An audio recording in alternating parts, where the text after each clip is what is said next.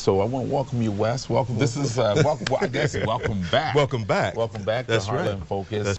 What I wanted to do is bring you guys back to really look at, because what it was the beginning of the year, and so it was all about people getting excited about their goals and setting their goals. I'm gonna lose 100 pounds and all that kind of stuff. Right. I think we owe it to them to give them some tools and hey, but I'm not really accomplishing my goal. Right. It's the retooling. How do we motivate them to kind of maybe re-strategize, because we still got some months left. Well, and you know, this is good because it's October, and the first of the year is coming around. We'll make a new New Year resolution, which we might not keep.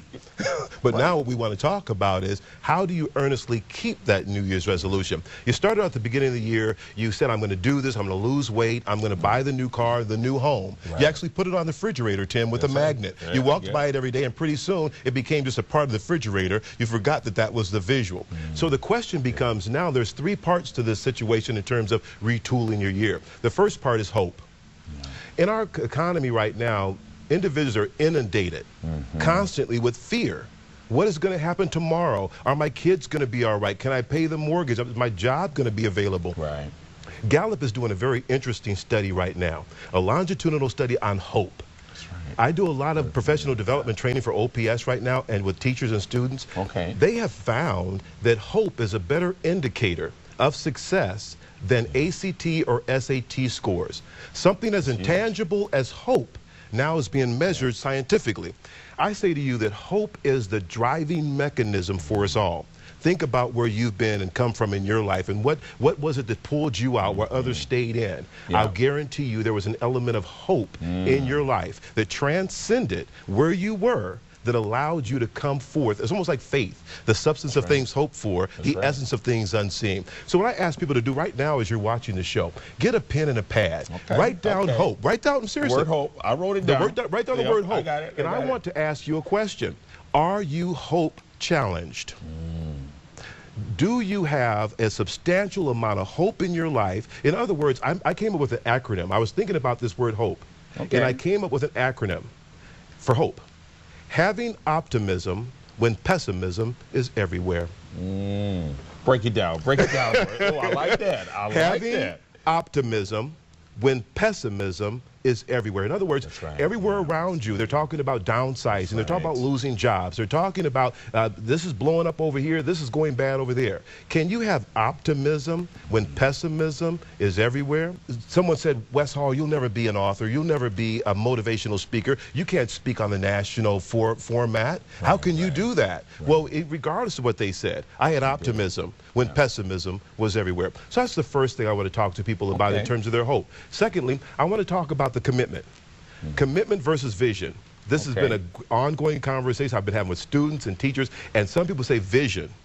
And I say, okay, tell me about your vision. Well, I need to have vision to commit to something.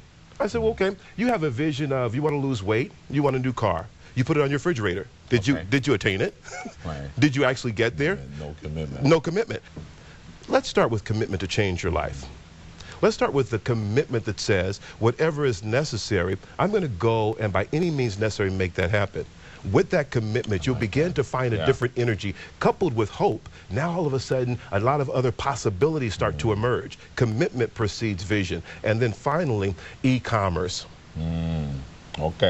We are now in a kind of a tight situation in America with the stimulus dollars now backing out. Economy is going to fire up. The economy hasn't recovered. There's going to be a lot of different things going on in America. We have to now extend ourselves globally. I just started a new radio station, internet, weshallradio.com. All right, weshallradio.com. We need to support that. Thank you. And what it is 24-hour radio station. I program the music into it. Eventually, I'll add voice to it, and eventually, I'll add my own motivational moments.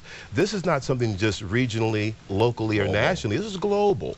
So anywhere around the world, someone can go to weshallradio.com and can tune into what's going on with Wes Hall and totally motivated, along with others that I bring onto the radio station. We are in a global economy, and it's imperative that we begin to think globally, and it's also imperative that, like with the social media, certainly there's some fears out there, and you need to be careful with your Twitter and your Facebook and etc. software, but you have to have YouTube and YouTube, Ustream, everything. But you have to know how to use it. You have to have an e-commerce presence, and you also have to have a viable product and service. So as you take a look at retooling for success, these are some of the things I want you to think about: hope, commitment, e-commerce, and an idea. Okay, we got your website up there, Mr. Hall. Absolutely. He looks good. You look totally motivated there. You've been doing a lot of work with youth, like you said, OPS, and doing some tremendous work. I've had a chance to experience some of your work there. Yes. And so. Yeah, actually we do a lot of critical thinking and problem-solving skills with the Omaha Public School System. But again, this whole hope issue and relationship building is what we moved into now. You know what? I wish we had more time, but I got 30 seconds. Thanks, Wes. Thank you. And I'm going to have to close. We just finished talking about retooling the goals for the year. If you want more information, visit the websites listed on your screen. And thank you for tuning in to another episode of Heartland Focus. Be good to yourself. Until next time, I'm Tim Clark with Clark Connection Group and So Good Events. Go to Nova Fitness Equipment to see the revolutionary Cybex Arch.